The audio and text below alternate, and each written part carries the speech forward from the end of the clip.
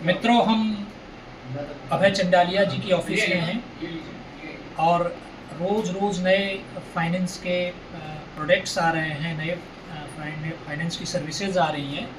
तो अभय चंडालिया जी NSE BSE में ecosystem में फाउंडेशन है और इनकी कंपनी है सारे समाधान। असल में अंग्रेजी में लिखा है शेयर समाधान।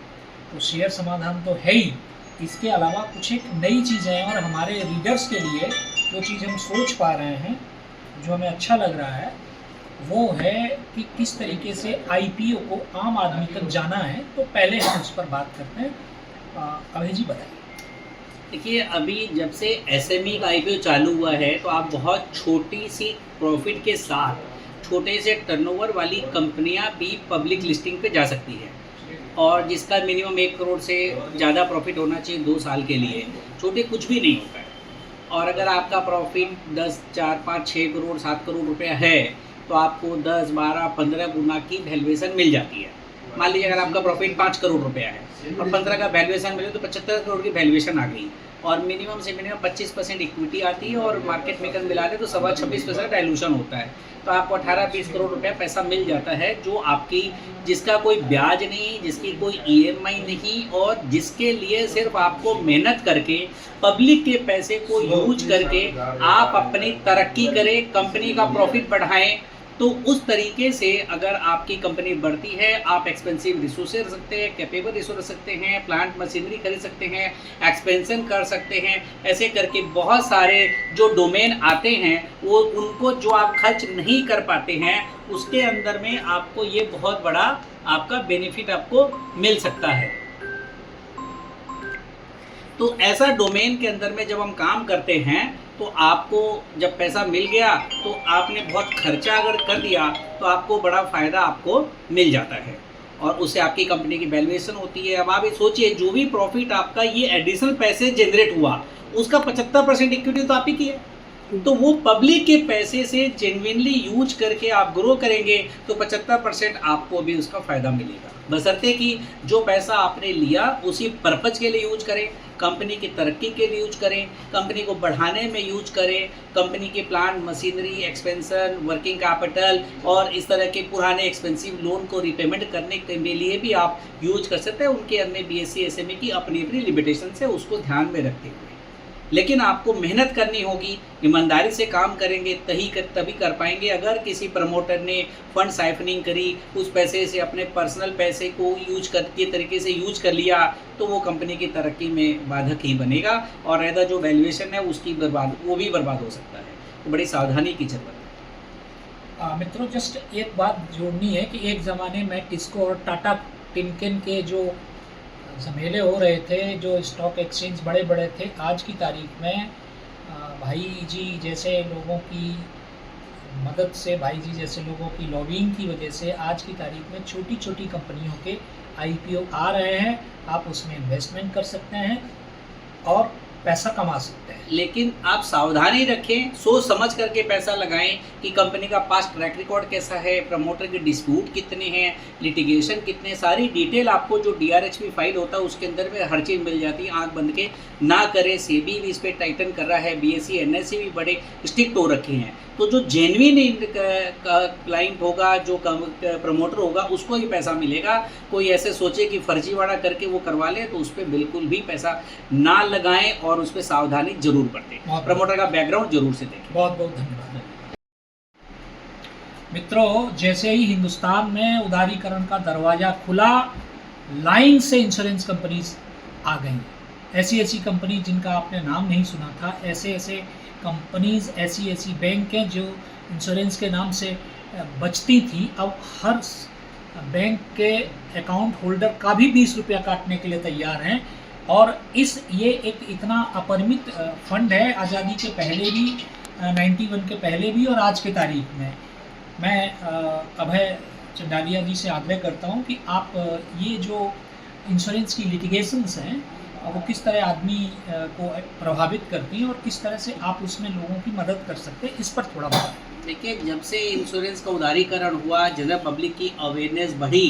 पहले सिर्फ इंश्योरेंस को एक इन्वेस्टमेंट टूल किया जाता था, टैक्स सेविंग का टूल की तरीके से बेचा जाता था कि भाई आपका टैक्स बच जाएगा, बीमा ले लीजिए। लेकिन अब जो है लोगों ने टर्म इंश्योरेंस लेना चालू करा, लेकिन उसमें कई बार हम गलती करते हैं कि हमने सही फॉर्म नहीं भरा। कोई स्मोक करता है, स्मोकिंग नहीं लिखा, कोई अल्कोहल पीता है, वो नहीं लिखा, किसी को कोई प्री एग्जिस्टिंग डिजीज़ है, वो नहीं लिखी। और जब हॉस्पिटलाइजेशन हुआ और जब उससे पूछा गया कि आपकी पुरानी डिजीज़ बताया, तो आप बताया जी मुझे तो 15 साल से डायबिटीज़ है, 10 साल से शुगर की बीपी की बीमारी है। आप ड्रिंक करते हैं? हाँ जी। कितने साल से? मैं 8 साल से ड्रिंक कर रहा हूँ। लेकिन जब कभी भी हमने इस तरह का पैसा जब हमने लिया, इंश्योरेंस ली, तो ये जानकारी नहीं दी, तो गलती हमारी कि हमने झूठ बोला। तो इस सावधानी से बचे। दूसरा क्या होता है कि बस आप तो खाली एक साइन कर दीजिए, वो अपने मर्जी से भर लेते हैं, ऐसा कभी ना होने दें। आजकल तो कई कंपनियां मेडिक्लेम भी करवाती है, उनको चेक कराती है सारे पैरामीटर सही हैं कि नहीं, तभी विश्वास करते हैं। तो ईमानदारी के साथ में अगर आप करेंगे तो आपके क्लेम रिजेक्ट नहीं ही होंगे। लेकिन इन सब के बावजूद भी कई कंपनियां की पॉलिसी है कि भैया रिजेक्ट कर दो ताकि कंपनियों को पैसा ना देना पड़े, उनका प्रॉफिट बढ़ जाए। तो उसके लिए आपको अगर शिकायत करनी हो तो ओम्बड्समैन है, आप वहां पे जा सकते हैं। शेयर समाधान हमारी जैसी कंपनियों के पास भी आ सकते हैं, क्योंकि हमें पता है कि राइट टाइम पे राइट जगह के ऊपर में अगर शिकायत करेंगे तो उसका समाधान मिल जाएगा। आप स्केलेट कर सकते हैं, कंज्यूमर फोरम के अंदर में उनकी शिकायत कर सकते हैं। आपका अगर जेन्युइनिटी है तो आपको क्लेम जरूर मिलेगा। हो सकता है कि थोड़ा समय लग जाए, 2 साल 4 साल 5 साल भी लग सकता है, लेकिन आपको लड़ाई लड़नी पड़ेगी, तब जाकर के आपका अपना जो पैसा है, जिसको आपका हक है, वो आपको जरूर मिलेगा। बहुत बहुत धन्यवाद। मैं आखिरी और सबसे तीसरा और सबसे महत्वपूर्ण सवाल पूछ रहा हूँ, और आखिरी सवाल भी है जो आज की तारीख में बहुत ज़रूरत इस बात ने की है कि किस तरीके से लिटिगेशन फंडिंग की जो बात आप कह रहे हैं, या आपकी कंपनी लिटिगेशन फंडिंग की जो कॉन्सेप्ट लेके आई है, उस पर थोड़ा सा हमारे रीडर्स जानना चाहिए। देखिए, मैं सदीनामा से बोल रहा हूँ, हमारे तकरीबन 6 लाख व्यूअर्स हैं। बहुत शानदार। आपके व्यूअर्स को सभी को हमारे मेरा नमस्कार। फाइनेंस, हिस्ट्री और कल्चर, ये 3 हमारे केंद्र में हैं, और आज हम बात कर रहे हैं फाइनेंस की।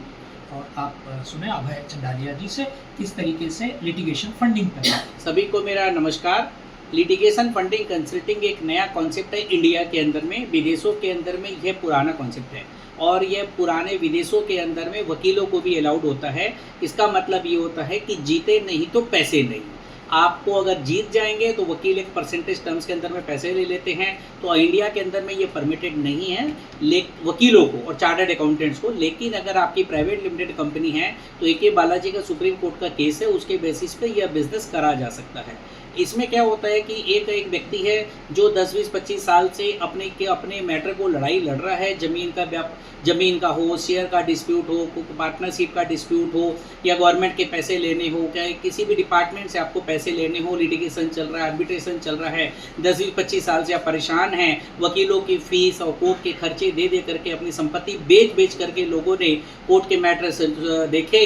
लेकिन आपने सुना होगा कि तारीख पे तारीख जो सनी देओल का डायलॉग है, वो सच्चाई होते हुए हर व्यक्ति को नजर आता है, और 20, 25, 30 साल तक जस्टिस मिल नहीं पाता।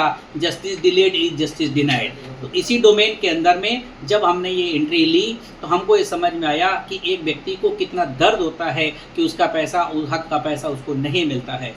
लेकिन तो हम कैसे करते हैं कि हम एक केस की पूरी स्टडी करते हैं, उसकी स्ट्रेटजी बनाते हैं। Right person at the right time at the right place with right strategy can give you right result. तो सब्जेक्ट मैटर एक्सपर्ट को इंगेज करते हैं, उसके जो कंसर्न रिटायर्ड जजेज हैं उनकी ओपिनियन लेते हैं, उन लोगों से कंसल्ट करा जाता है।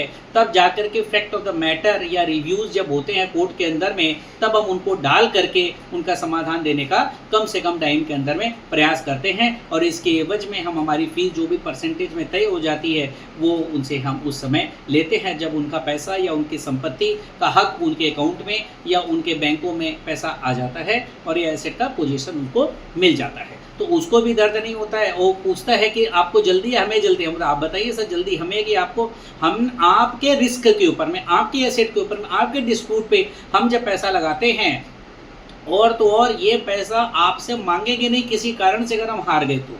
इसी को लिटिगेशन फंडिंग कहते हैं। इसको नॉन रिकोर्स फंडिंग कहा जाता है कि अगर कोई नहीं जीता तो एक दूसरे के ऊपर किसी का कोई क्लेम नहीं है। यह बहुत ज़बरदस्त तरीके से यह फ्लरिश कर रहा है पूरे देश के अंदर में। आपको जान के हैरानी होगी कि 5.5 करोड़ केसेस ई कोर्ट्स के अंदर में आप देख सकते हैं। DRT वगैरह NCLT के छोटे मोटे केसेस को और जोड़ दिया तो 5.5 करोड़ का एसेस बन जाएगा। तो यह $1 ट्रिलियन से ज़्यादा बड़ी इंडस्ट्री है। $1 ट्रिलियन मतलब लगभग 85 लाख करोड़ से ज़्यादा की इंडस्ट्री या सेगमेंट इसको कहा जा सकता है। और आप उनके चेहरे पे जब हंसी देखते हैं, जब उनका डूबा हुआ अटका हुआ निवेश का पैसा या अपना पैसा उनको मिलता है और कम से कम टाइम में, और जब उनका हिस्सा उनको मिल जाता है, हमें हमारी फीस मिल जाती है। तो ऐसे दे करके हम लोग लिटिगेशन फंडिंग कंसल्टिंग करते हैं। इसका मतलब तो कभी कभी आप लोग है ना जो काम कर रहे हैं उसमें आपका नुकसान भी होता है। हो सकता है, ये तो बिजनेस है। हम तो बिजनेस पार्टनर बन रहे हैं, उनके रिस्क में हम बिजनेस पार्टनर बन रहे हैं। धन्यवाद सर।